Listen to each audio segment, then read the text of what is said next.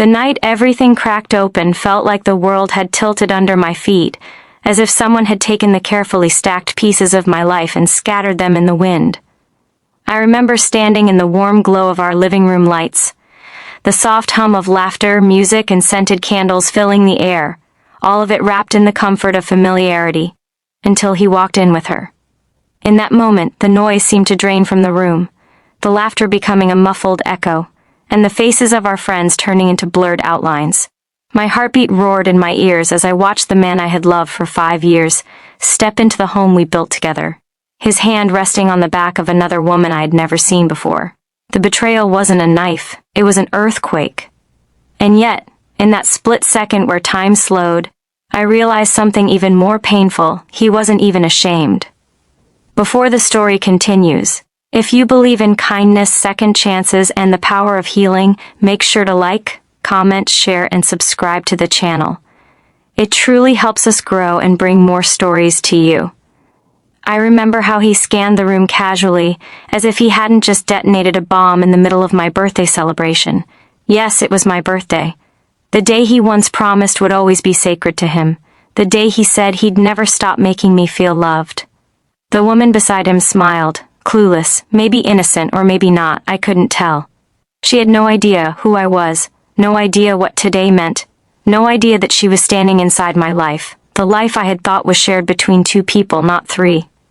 I felt as if I had become invisible, reduced to nothing more than a distant memory in his eyes.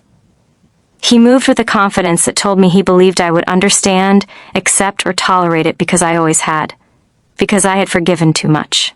Because I had believed in promises he had stopped valuing long ago. And yet, instead of collapsing into a storm of tears, I felt something colder settling over me, clarity. Pure, painful clarity that stripped away all illusions. I didn't shout. I didn't throw anything. I simply excused myself and walked into the kitchen, feeling the weight of silent eyes following me. Every step felt heavy, as if the house itself was trying to hold me back, begging me not to face the truth that had been lurking in the shadows for months. I leaned against the counter, my hands trembling, my breath shallow. Inside me, the urge to scream curled like fire, but even stronger was the instinct to disappear. Not to punish him, but to save whatever pieces of myself were left. In that kitchen, I replayed the last few months, the late-night work meetings, the constant dismissals, the emotional distance he brushed off as stress. All the red flags I had folded into paper cranes, convincing myself they were harmless. I had trusted too deeply, loved too loyally, and lost myself quietly. But seeing him bring another woman into our home, into my celebration, was the harsh awakening I needed. I heard my friends murmuring in the background, their whispers rising like smoke, wrapping around the truth I had been blind to for too long. My heart didn't break in that moment, it calcified. Instead of returning to the gathering, I slipped into our bedroom, grabbed my small overnight bag, the one I never thought I'd actually use, and left without another word. The cool night air hit my face like a slap, sharp and shocking, but also refreshing. The sky stretched above me, indifferent and endless, reminding me that the world outside the walls of that house was bigger than the pain inside it. I walked to my car, hands shaking, but mind clearer than it had been in years. I didn't know where I was going, but I knew it had to be anywhere except home. I drove for hours, letting the city lights blur past me, each one a reminder of the life I had built around him. My phone buzzed repeatedly, calls, messages, missed notifications, but I didn't look. I didn't need apologies or explanations or anger. I needed peace. I needed silence. I needed distance from the version of myself who had allowed someone else's choices to define her worth.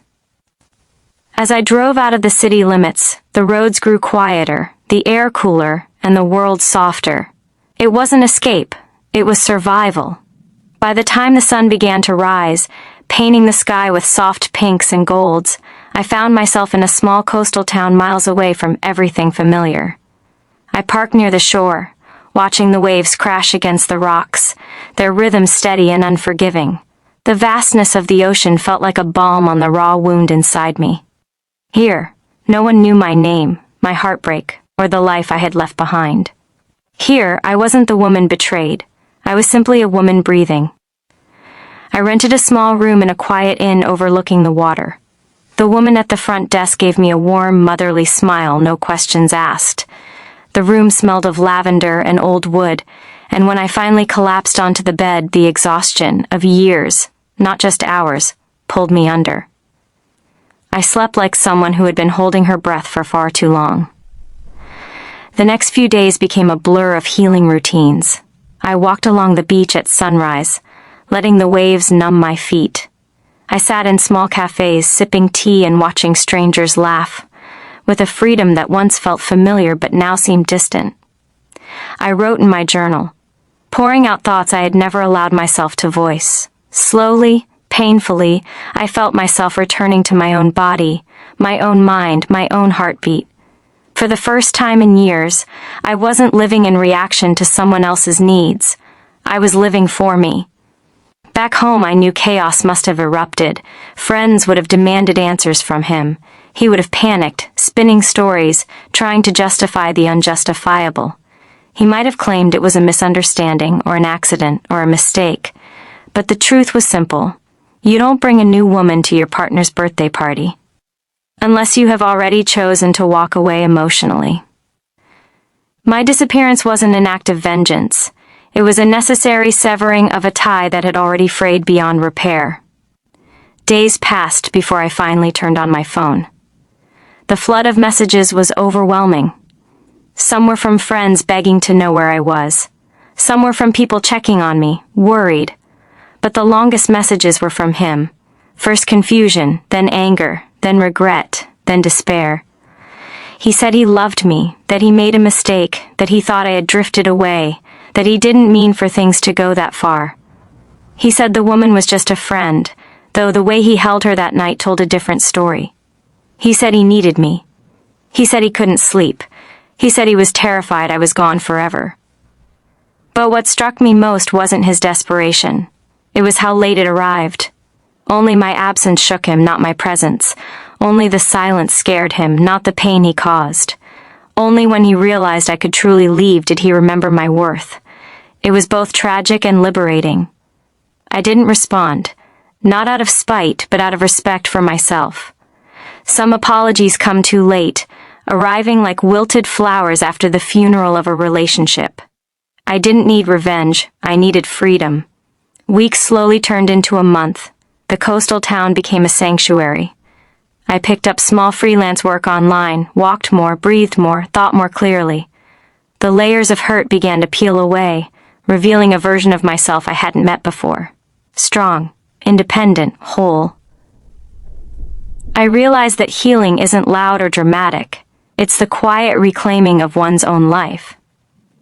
One evening, as I sat on a cliff watching the sun melt into the horizon, a sudden calm washed over me.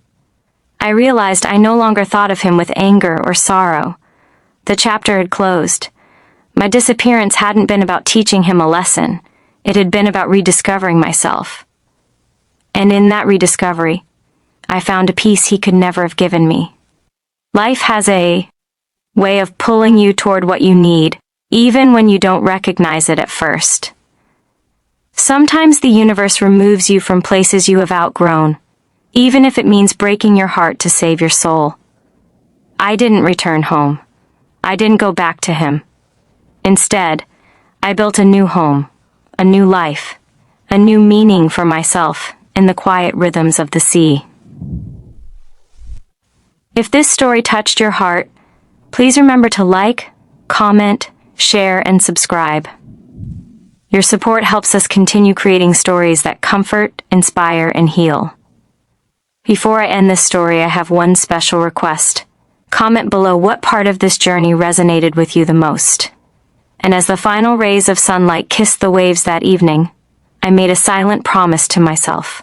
A promise to never again shrink to fit into someone else's love. My disappearance didn't break him, it awakened him. But more importantly, it awakened me. I found that sometimes losing someone is the beginning of finding yourself. and in the quiet hum of the ocean, I finally felt whole again.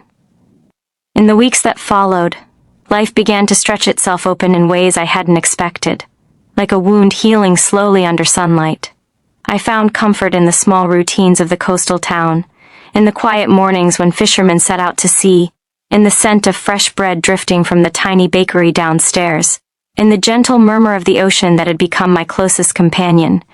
Every day felt like I was learning how to breathe again, but this time with lungs that were finally my own.